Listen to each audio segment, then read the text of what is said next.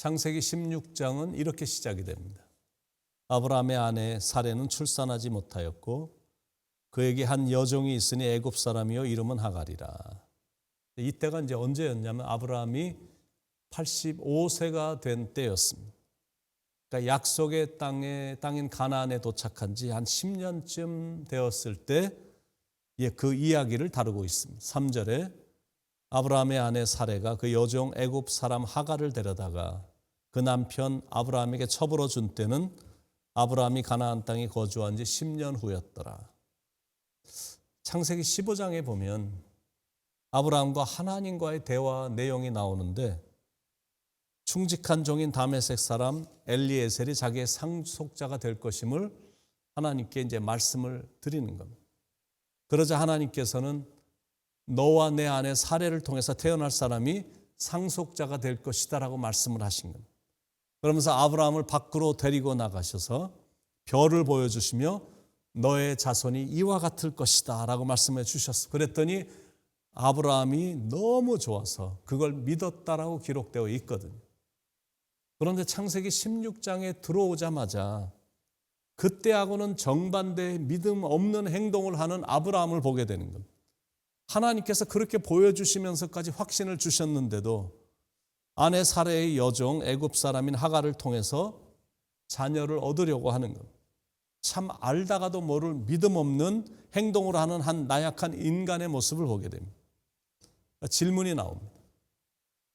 어떻게 사레에게 애굽 여종이 있었을까?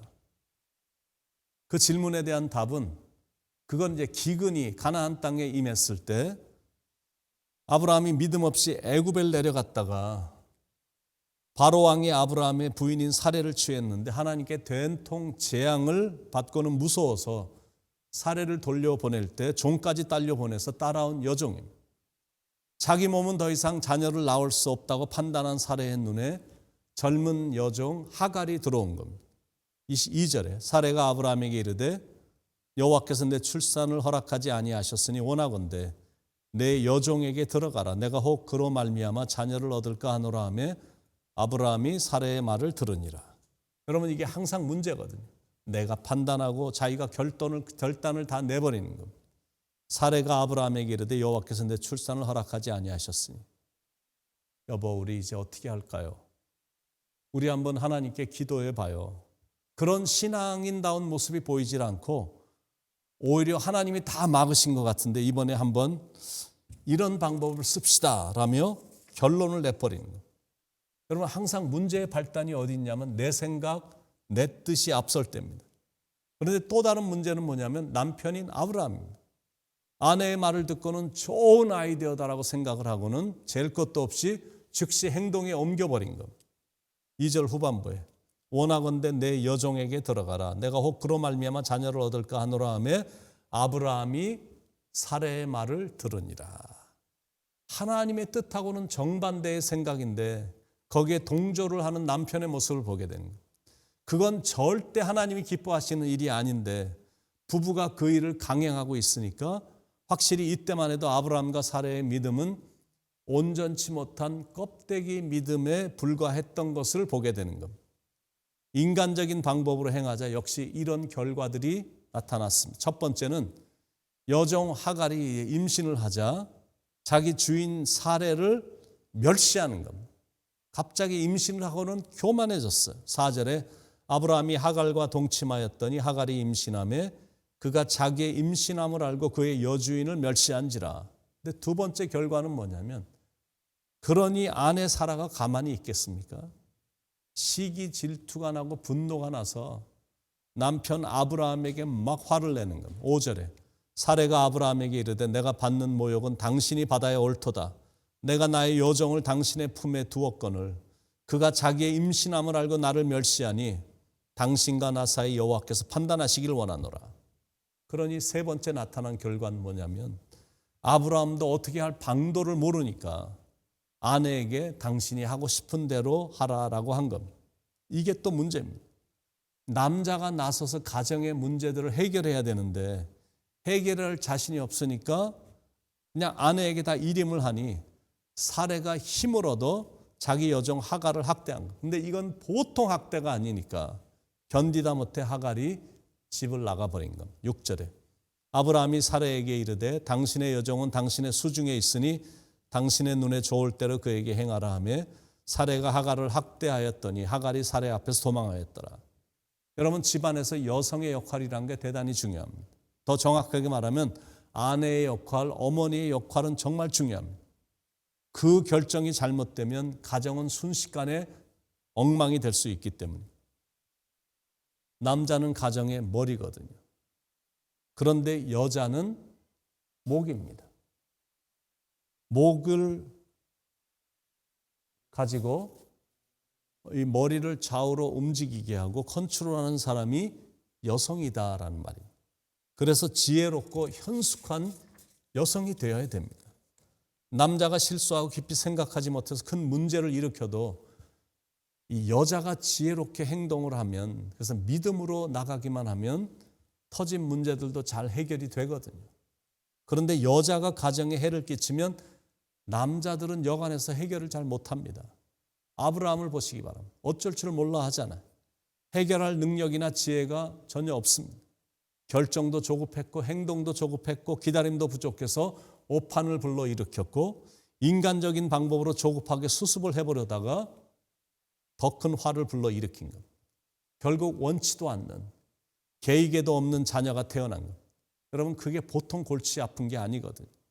순간의 조급한 결정과 지혜 없는 행동으로 인해 지금까지도 화와 저주가 이어지고 있잖아요. 같은 아버지에게서 나온 후손들인데 언약의 후손과 인간의 방법에 의해서 나온 후손과의 싸움이 지금도 치열하게 일어나고 있습니다. 그게 영적 교훈입니다. 하나님이 기다리라고 한 시간에는 신중하게 차분하게 인내하며 기다려야 된다. 그게 영적 교훈입니다.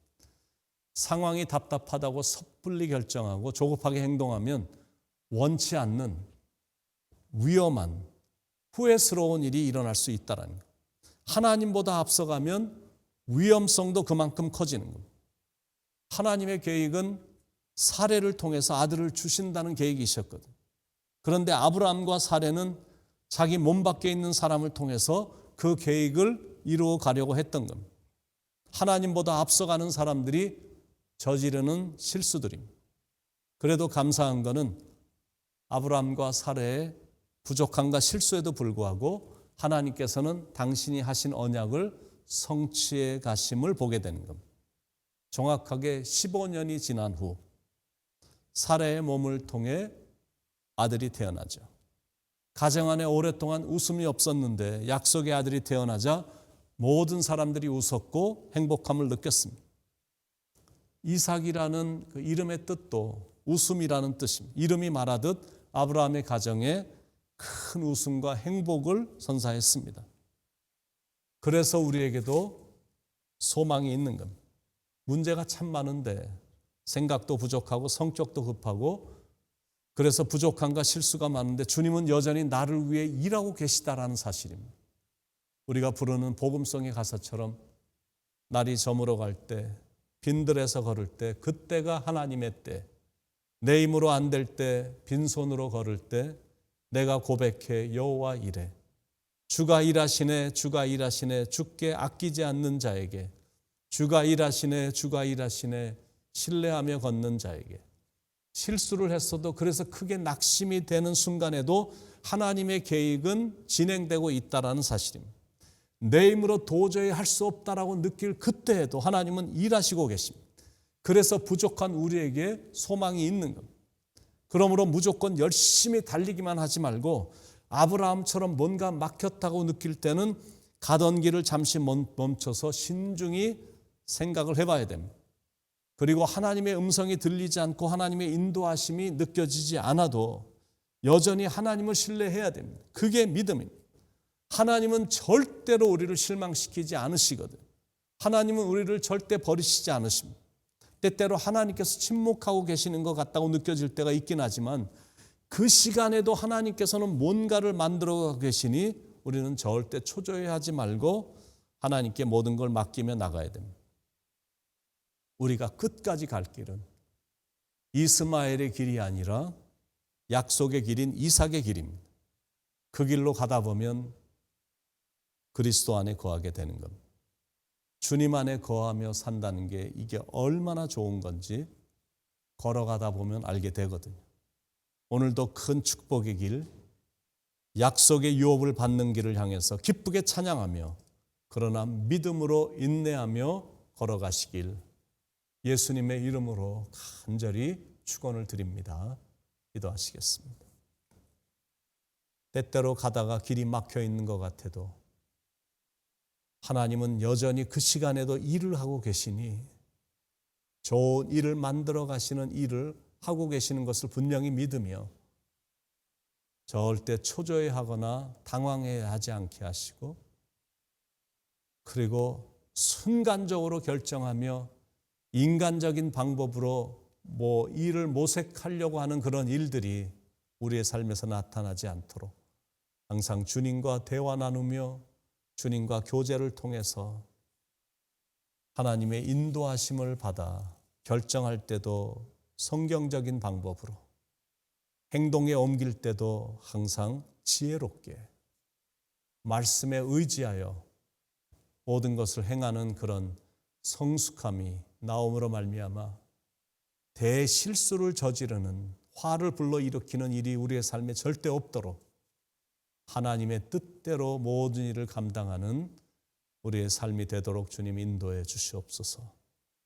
오늘도 말씀해 주셔서 깨닫게 해주신 주님께 감사를 드리며 우리를 변함없이 사랑해 주시는 예수님의 이름 받들어 간절히 기도드립니다. 아멘.